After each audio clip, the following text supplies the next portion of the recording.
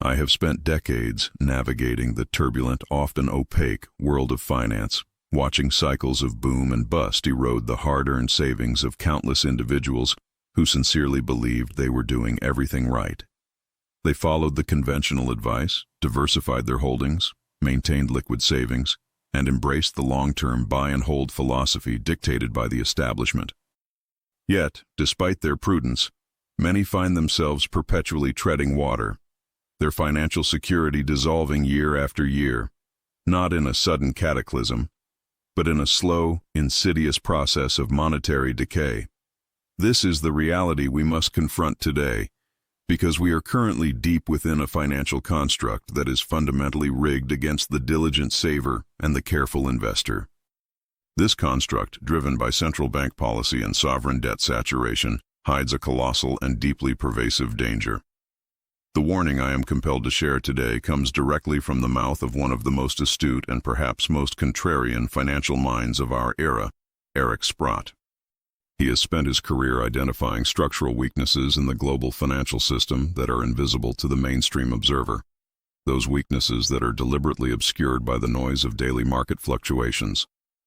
Sprott's recent assessment is chillingly clear, and it targets an asset class, an investment vehicle, that is widely held, often championed as the pinnacle of stability and prudence, and yet, he argues, it is nothing short of a wealth trap. A trap designed not to steal your money outright, but to systematically, quietly, and reliably guarantee its destruction over any meaningful investment horizon. Let me be perfectly precise. This is not a speculative warning about a volatile stock or an untested cryptocurrency. This warning is about the supposed bedrock of your financial safety. If you have any exposure to what the global financial system deems risk-free or ultra-safe, you must listen intently. We are talking about the slow-motion financial catastrophe that happens when the assets you hold for safety become the primary engine of your capital loss. The foundation of this wealth trap lies in a fundamental betrayal of trust, the trust in the value of the currency itself and the trust in the integrity of debt instruments issued by governments. For decades, the conventional wisdom suggested that maintaining a significant portion of one's portfolio in cash equivalents or sovereign debt, treasuries, government bonds, was the responsible way to mitigate equity risk. It was the ballast against the market storm, the ultimate safe harbor. But what happens when the safe harbor itself is sinking? What happens when the guaranteed return is mathematically lower than the guaranteed rate of debasement of the currency in which that return is paid? The answer is simple. You have entered the trap. The mechanism is driven by one singular, unstoppable force, the pursuit of negative real yields. A negative real yield occurs when the nominal interest rate you receive on an investment, say, a government bond paying 1.5%, is less than the actual rate of inflation, which we know is often significantly higher than the manipulated consumer price indices released by governments. If you are earning 1.5%, but the purchasing power of your dollar is falling by 5, 6, or even 10% annually, which by many measures is the reality of true cost of living inflation, then every single day you are guaranteeing a negative return. You are paying the issuer for the privilege of losing your money slowly. This is not speculation. This is mathematical fact. This is the seductive lullaby of centralized finance, promising stability while delivering slow, systemic erosion. Think of your investment capital in this particular asset class not as a growing tree, but as an ice cube left out in the sun. You receive small, regular drips of return, the interest payments, but the principal, the ice cube itself, is constantly and relentlessly melting away due to the heat of monetary expansion. The moment you are paid, the currency you receive is already worth less than the currency you invested. This creates a perpetual state of financial treadmill, where the investor must run faster and faster just to maintain the status quo, only to find that the entire machine is slowing down, because the global debt burden has reached levels that demand zero, or even negative, borrowing costs for governments to survive. This brings us to the core of Sprott's specific warning. He recognizes, perhaps better than anyone, that central banks globally have become utterly trapped by their own policies of the last 15 years. The years of quantitative easing, or what I call money printing on steroids, combined with near-zero interest rate policy, have inflated a sovereign debt bubble of unprecedented proportions. To stop this mechanism, to raise rates aggressively enough to combat true inflation and offer a positive real yield to savers, would collapse the bond market, instantly bankrupt countless zombie companies that rely on cheap credit, and shatter the economic fabric of major nations, whose budgets are now structured around servicing debt at perpetually low rates. They cannot stop. The game must continue. Therefore, we have a structural mandate from the financial establishment. The investor must be kept compliant, and the cost of capital must remain artificially low, regardless of the consequences for the diligent saver. This inescapable economic reality forces capital into places where it is systematically sacrificed for the stability of the state. It is an organized wealth transfer, but instead of the money going into the pockets of the elite, it is simply disappearing through the process of inflation and debt monetization. Now let's identify the specific asset class that Sprott is targeting. What is this investment that promises security but delivers capital destruction? It is the vast, multi-trillion-dollar world of fixed-income debt instruments, particularly the long-duration sovereign bonds and high-grade corporate debt instruments that dominate institutional portfolios and define conservative investment strategies globally. The bond market, long heralded as the safe anchor, is now the ultimate wealth trap. To understand the profound danger of bonds right now, you must appreciate the concept of duration risk, especially when paired with the inflation outlook. When interest rates rise, the value of existing bonds falls dramatically. And while central banks have been attempting to jawbone down interest rates, the undeniable pressure of inflation, the actual cost of raw materials, energy, and labor, is forcing yields higher despite the manipulation. This creates a scenario where the bond investor is hit by a double whammy. First, the value of the principal declines as market rates exceed the coupon rate, and second, the actual currency received in the coupon payments is losing purchasing power at an accelerating rate. It's a guaranteed losing proposition. Sprott warns that if you look out over the next 3, 5, or 10 years, holding large amounts of fixed-income debt denominated in fiat currency is a surefire way to see the real value of your net worth diminish substantially. This isn't a marginal loss. This is fundamental capital destruction. This isn't about being worried about a small recession. This is about understanding the terminal phase of a global debt supercycle, where the only exit strategy available to the state is to inflate the currency away, thereby making the debt smaller in real terms. The debt holders, the bond investors, become the sacrificial lambs. Consider the historical context. For the last 40 years, the 60-40 portfolio, 60% stocks, 40% bonds, was the golden standard, a truly excellent vehicle for wealth creation and preservation. Bonds delivered both consistent income and, crucially, performed inversely to stocks during crises, providing true diversification. Those days are dead. We are in a new paradigm where stocks and bonds are correlated and where both are highly susceptible to inflationary pressures. The moment inflation spikes, both equities and fixed income holdings can suffer simultaneously, removing the crucial diversification benefit that the bond portion of the portfolio was supposed to provide. Instead of acting as a hedge, the fixed income component acts as a high-friction brake that merely slows down the loss of wealth, but cannot stop it entirely. This realization fundamentally alters the landscape for every institutional fund manager, every pension holder, and every retail investor relying on traditional advice. The foundational assumption, that bonds are safe, is now the most dangerous fallacy in modern finance.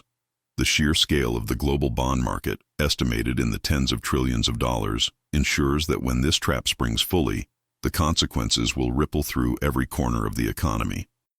The inertia of tradition keeps trillions locked into this sector, waiting for the inevitable erosion. Eric Sprott's core message is that the safety we crave cannot be found in paper promises issued by entities whose primary goal is to monetize their own overwhelming liabilities.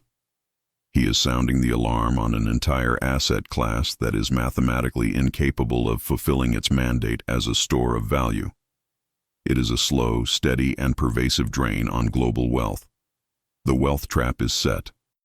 The bait is the illusion of stability, and the promise of a guaranteed, though meager, return. The hook is the negative real yield, and the mechanism of the trap is the inescapable necessity of central bank debt monetization. You must acknowledge that the traditional notion of safety is now, ironically, the primary source of risk. The conservative investment portfolio, for the first time in generations, is now the vehicle for guaranteed capital loss. We have identified the problem. The fixed income sector is structurally broken and guarantees capital destruction due to negative real yields and the debt spiral. But recognizing the trap is only the first step. The critical question remains: if the traditional safe harbor is actually a danger zone, where does one turn for genuine preservation of wealth and purchasing power in this inflationary, highly manipulated environment? How do we escape this cycle of planned financial obsolescence? In the next part of this discussion, we will delve deeper into the systemic cracks created by this wealth trap, and more importantly, we will begin to articulate the strategic assets that Eric Sprott and other legendary investors are leveraging right now, the true hedges against monetary failure, the assets that possess the historical and physical integrity to survive the inevitable collapse of paper promises. Stay tuned, because understanding the alternatives is the only way to safeguard your legacy against this insidious, multi-trillion-dollar wealth trap. The sheer volume of paper assets currently afloat in the global financial system is beyond comprehension. It creates, for the average investor, a magnificent, glittering optical illusion of wealth. But as I stressed in our initial discussion, we have to look past the nominal numbers. We have to strip away the veneer of fiat inflation, the systemic devaluation of the unit of account, and examine what we actually own. Claims on future productivity, debt instruments that may never be repaid in real terms, and equity valuations detached from historical, sustainable profitability. This is the heart of the trap. This is the mechanism by which immense capital is siphoned away from those seeking genuine preservation. Modern portfolios, the ones universally recommended by mainstream financial advisors, are built on three profoundly shaky pillars: the perceived infallibility of central banks, the assumption of infinite government solvency regardless of debt burdens, and the dangerous belief that highly digitized, leveraged assets represent true savings. This foundation is sand. We have been conditioned to mistake extreme liquidity, the ease with which we can click a mouse and execute a trade, for intrinsic, durable value. But when you look closely at the underlying components of this recommended portfolio structure, you find mechanisms that guarantee capital destruction when measured against real goods and services, not against other depreciating fiat units. Let's focus for a moment on the traditional safe haven: fixed income. For decades, the 60-40 portfolio was the dogma, the institutional standard for balancing growth and safety. Today, the 40% component, the fixed income component, be it sovereign or high-grade corporate debt, is no longer a hedge against volatility. It is a guaranteed loss mechanism when you apply any realistic measure of monetary debasement. Consider the state of real yields globally. We are holding trillions upon trillions of dollars, euros, and yen in instruments that promise a nominal return that is frequently zero, often negative, and almost universally below the true rate of inflation. The real return, the net purchasing power delivered to the investor after accounting for the increase in the cost of everything essential, is deeply historically negative. Why are sophisticated institutional funds and retirement systems holding massive quantities of debt instruments that guarantee a slow, deliberate decay of purchasing power? Because they are chasing a phantom, the illusion of safety, and the legal requirement for solvency, measured only in nominal terms. This isn't stability. It is statutory capital punishment delivered via monetary policy. And the risk is not just the slow erosion of principal through inflation. It is the duration risk. As the interest rate cycle inevitably shifts, even marginally, the principal value of these long-dated instruments will be crushed. When rates were near zero, the duration risk, the sensitivity of bond prices to rate changes, became enormous. Investors holding these long-term bonds are sitting on time bombs, and the detonation mechanism is controlled entirely by central bank actions that they are struggling desperately to keep suppressed. I cannot stress enough the danger inherent in confusing claims with assets. When you own a bond or a fractional share of an overvalued technology company, you own a claim, a promise, a piece of paper, or a digital entry that relies completely on the continuous functioning and perpetual expansion of the existing financial and monetary framework. But true wealth preservation demands tangible ownership, something with intrinsic utility and an inherent cost of production. The wealth trap leverages the investor's emotional need for safety, funneling capital into these claims precisely because they are liquid and centralized, making them easy for the monetary authorities to observe, track, and, crucially, dilute. We cannot discuss this wealth trap without aggressively addressing the single biggest distortion supporting the entire paper edifice: the systematic mismeasurement of inflation. The mechanisms used today to calculate the consumer price index are not tools of economic transparency. They are instruments of political convenience, specifically designed to aggressively understate the true cost of living and the true rate of currency debasement. When the government employs substitution, assuming you will buy chicken if beef gets too expensive, when they apply hedonic adjustments, claiming your new laptop is cheaper than last year's because it's better, regardless of the price, or when they simply remove the most volatile components that represent essential expenses, they are fundamentally misleading the investor about their cost of maintenance and, therefore, the true erosion of their capital. The central banks tell you inflation is 2%, but look at the price of housing, the price of quality food, the price of energy, or the cost of insurance. The reality is that your nominal gains from holding the trap assets, the stocks and bonds, are being systematically vaporized by a true rate of currency debasement that is running far higher, potentially in the high single digits or even double digits, depending on what you buy. You are running up a down escalator. The portfolio statement shows a gain, but your actual purchasing power for the necessities of life is declining. This disparity is the engine of the wealth trap. It convinces you that you are gaining ground when, in fact, you are slowly being impoverished in real terms. And then there is the most insidious component of this trap: the illusion of liquidity. Liquidity is the single most comforting concept for the modern investor. We are told, "Don't worry, you can always sell."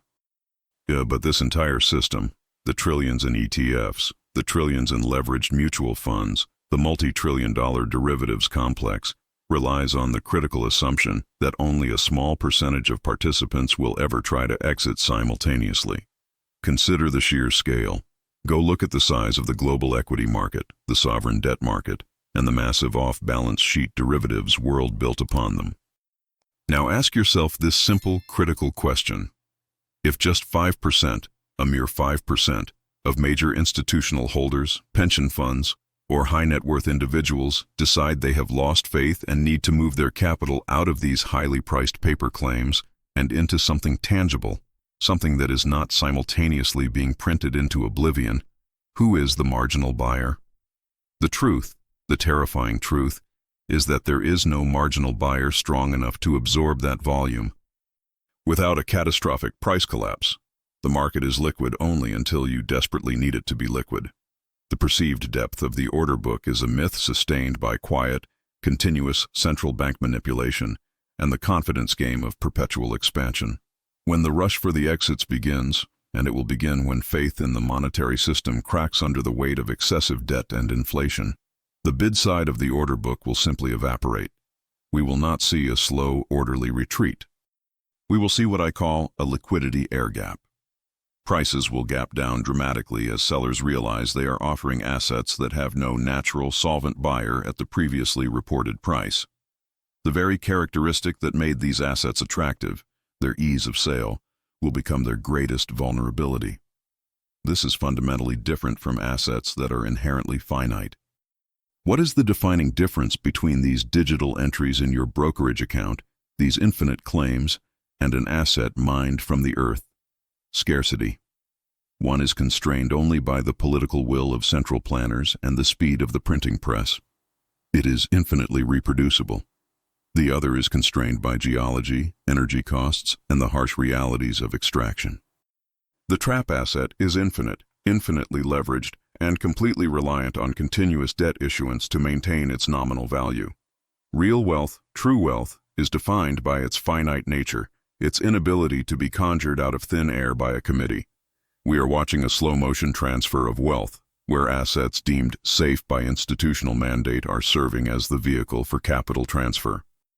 The investor believes they are protecting their principal, but they are actually participating in the largest monetary confiscation in history, facilitated not by explicit taxes, but by the insidious, non-transparent tax of inflation and the promise of liquidity that is only theoretical during a crisis.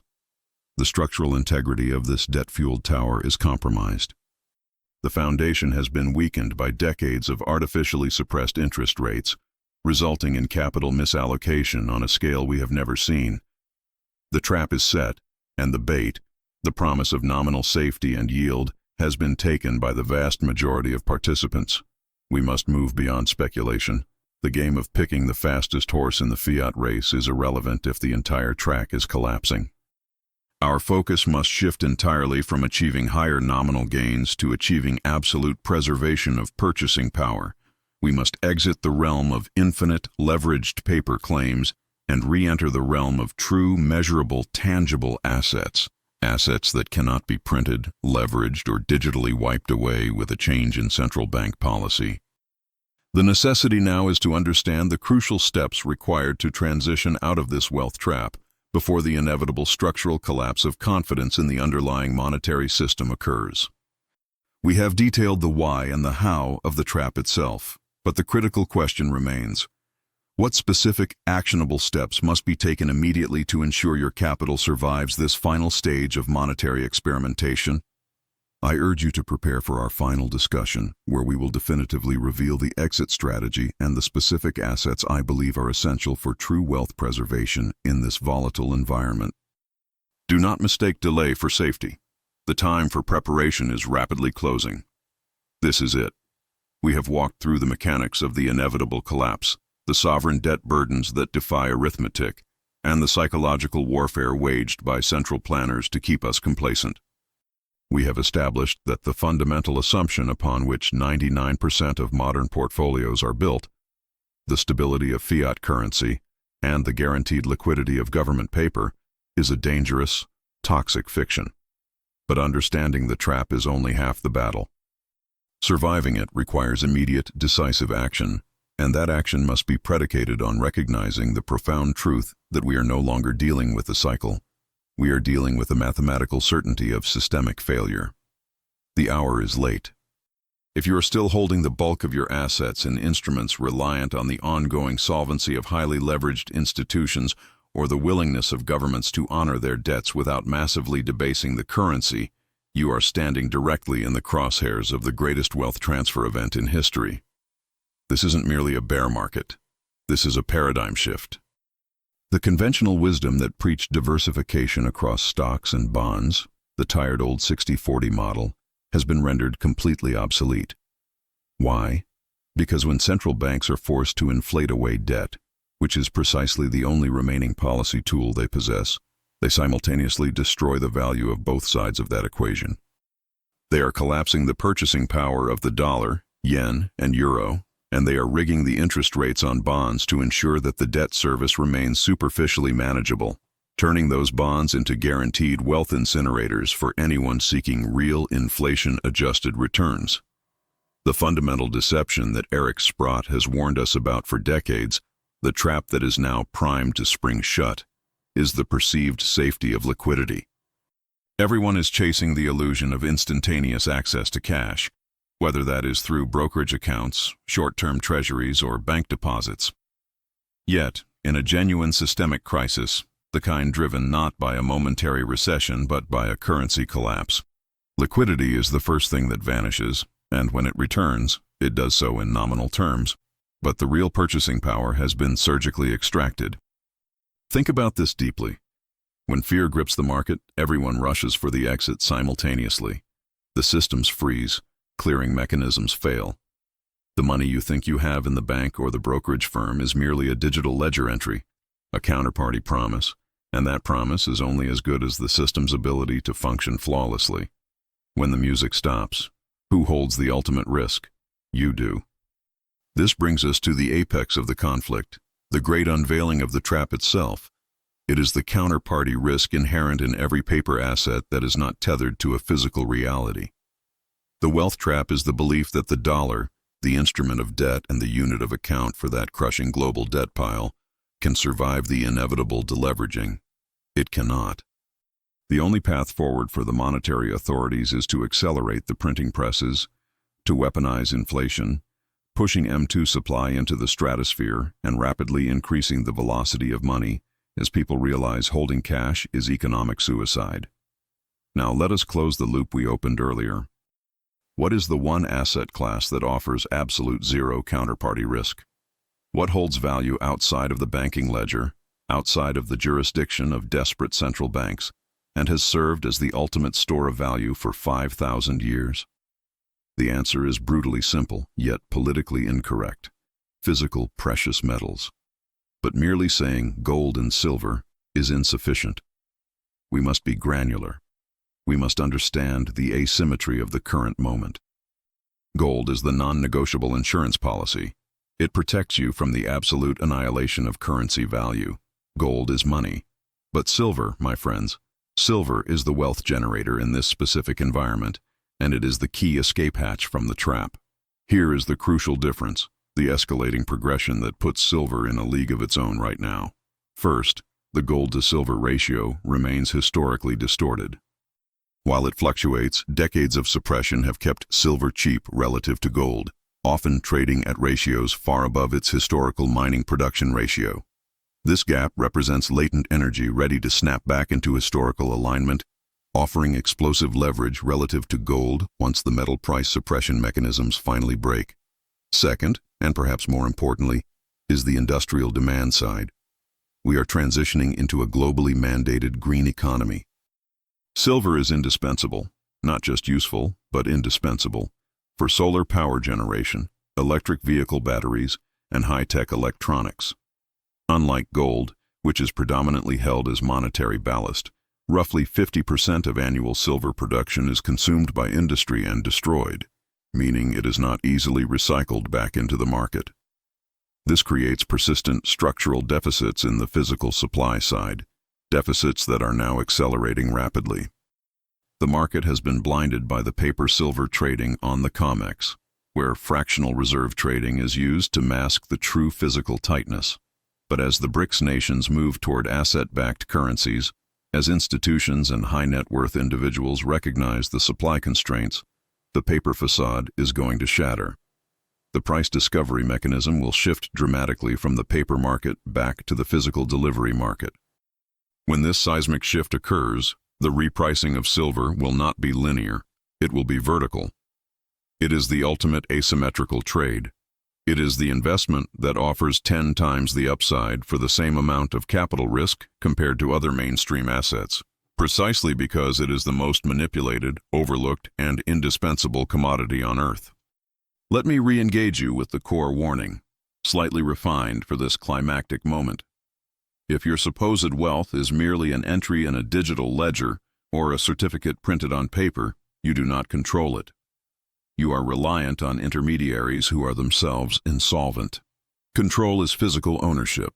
Control is having that wealth outside the banking system, outside the jurisdiction of government seizure or bank bail-ins. The climax of this warning, the definitive conclusion about the nature of the wealth trap, is this. The trap is the psychological and practical difficulty of separating your wealth from the conventional financial plumbing.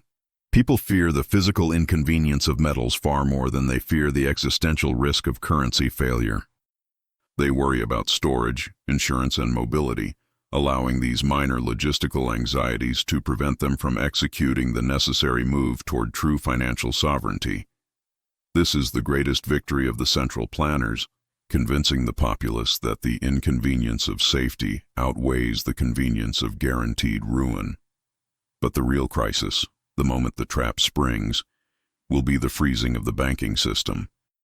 When the world wakes up to the fact that major sovereign debts cannot be serviced, or when a major bank default triggers contagion, cash machines will stop working, wire transfers will halt, and the velocity of money will slow to a standstill before accelerating into hyperinflation. In that environment, the only assets that maintain utility and guaranteed exchange value will be those that have zero dependence on the failed system.